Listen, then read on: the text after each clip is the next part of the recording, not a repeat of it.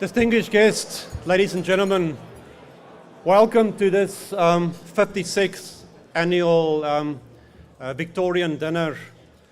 I want to start by acknowledging the Wurundjeri people, the traditional custodians of the land on which we meet.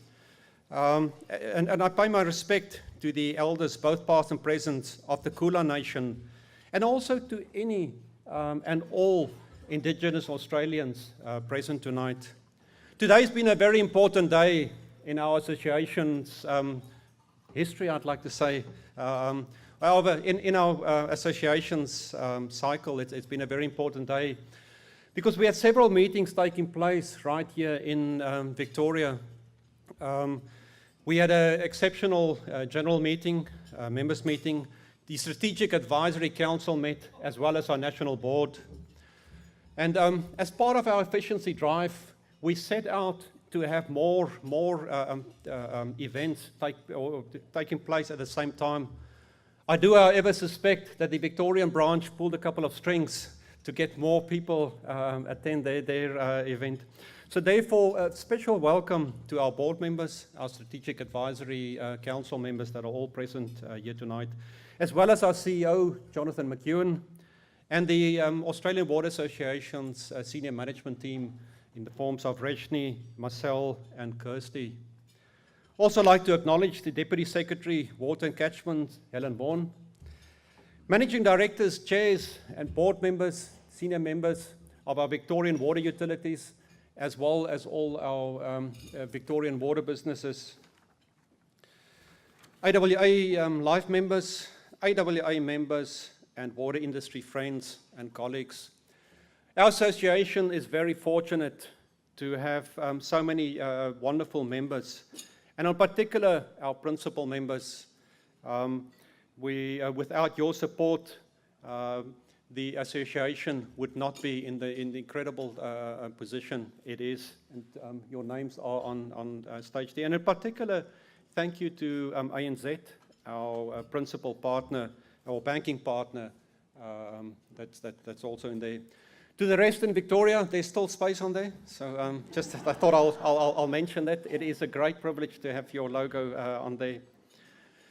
Election of a national president has several steps to go through, and part of the meetings we had today was or involved getting Carmel Crowe, who will be my successor at the end of Osborne next year. She's now one step closer to officially being the president in learning, or the deputy, and at the end of Osborne next year, she'll be taking over as president of our association. She's present here tonight.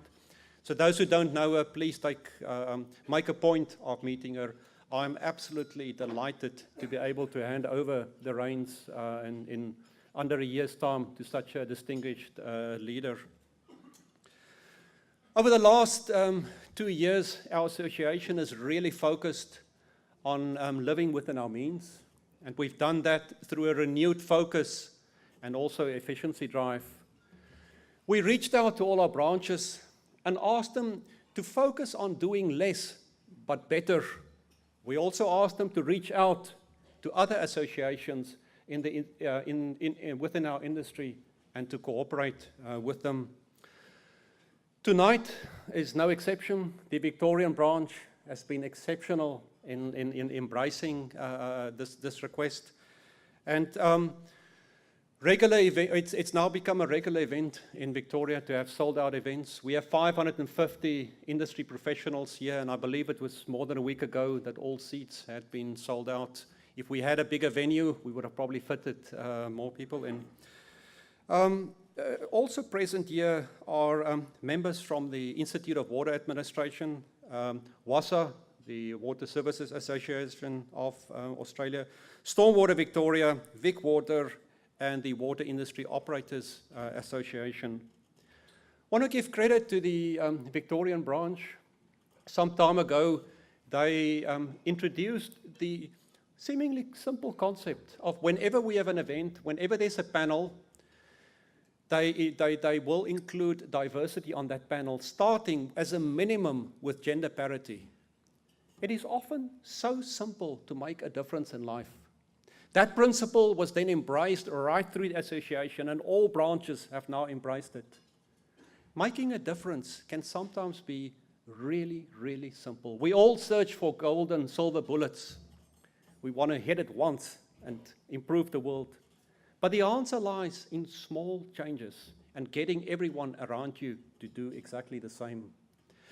If you ever wonder how you can make a difference, then I urge you to read through these Global Sustainable Development Goals and ask yourself, what can you do to contribute to those goals? Small, incremental changes, small things. There's 7.5 billion people on this earth. And I know I'm simplifying things now, but if every human being had to plant a tree, that would be 7.5 billion trees on this earth that we currently don't have. There are 6 million people in Victoria. If everyone remembered to take his recyclables shopping bag to the supermarket, that is 6 million shopping or plastic bags less that have the ability to enter into the environment. If all 6 million people had to drink tap water, the wonderful water we all produce, 6 million bottles less that has the potential to enter into the environment. So I urge you, and I leave you with that thought of what small change can you make. My personal favorite of all the Global Sustainable Development Goals is the very last one, Goal 17. It's called Partnerships for the Goals. And it's so wonderful that they use the word partnerships, because in a partnership, everybody contributes and everybody benefits. And that is the way.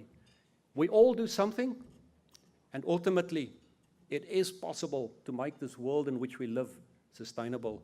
And the reason why we need to make it sustainable is because currently it's not. It means that our children's children will get to live in a world that is not very good. We, however, have the ability to change it, and I truly believe we can. However, enough on that one. As national president, I represent all states, so therefore I'm not allowed to initiate competitions or anything like that. So I'm now merely going to mention a couple of facts to you. Last year, our yearly conference took place in Sydney, a city a bit north from here, and that Oswater was rated the best Oswater ever. This year, Oswater took place in Brisbane and shattered all the records set by Sydney, by a long shot, in every possible way you can measure. More international visitors, more delegates, more exhibitors. And they did this by thinking outside the box. Now, the last fact I'll leave you with is next year, Oswater will be in Melbourne, second week of May. So I think my 5 minutes are up. This dinner tonight would not be possible without the incredible dedication of a very hard-working Victorian committee. And I personally want to thank the entire committee, as well as our Victorian branch manager here, Digna, who was equally supported by our national events team. So thank you to those. And it now gives me great pleasure to invite to the stage your very dynamic and energetic Victorian branch president, Lindsay Brown. Thank you.